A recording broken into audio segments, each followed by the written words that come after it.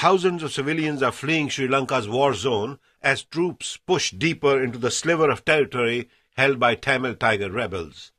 The military says nearly 100,000 people have fled the conflict zone, but UN and aid groups have called for a halt in the fighting, saying too many civilians remain in danger. The UN High Commissioner for Refugees representative in Sri Lanka, Amin Awad, warned about this in his testimony before the US Congress. The number of people remaining in the no-fire zone should be over 50,000, somewhere between 50 to 60,000, and this is a conservative estimate.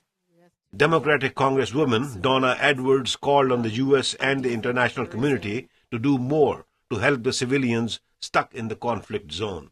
I do think that there is a tremendous role and a new role that the United States could play in and with our partners in trying to at least broker the ability for the civilian population to move freely outside of the conflict zones. The Sri Lankan government has ignored calls to stop the assault, saying it is on the verge of crushing the 25-year-old Tamil separatist insurgency that has left more than 70,000 people dead so far. The United Nations has accused the Tamil rebels of using civilians as human shields, while also accusing Sri Lankan forces of firing into so-called safe areas. Each side denies targeting civilians.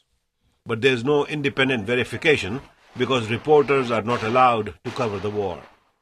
Sri Lanka's Tamil author Muthu Krishna Sarvanandan, who is now at George Washington University, says the Tamil Tigers have survived such final attacks before and may do so again. They still have armed people, well-trained armed people abroad.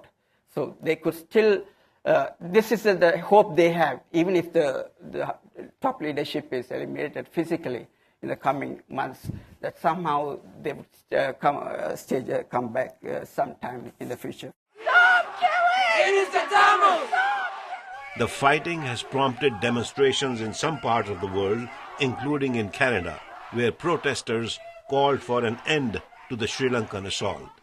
The rebels have been fighting to create an independent homeland for ethnic minority Tamils, who they say have faced decades of discrimination by successive governments dominated by ethnic Sinhalese majority.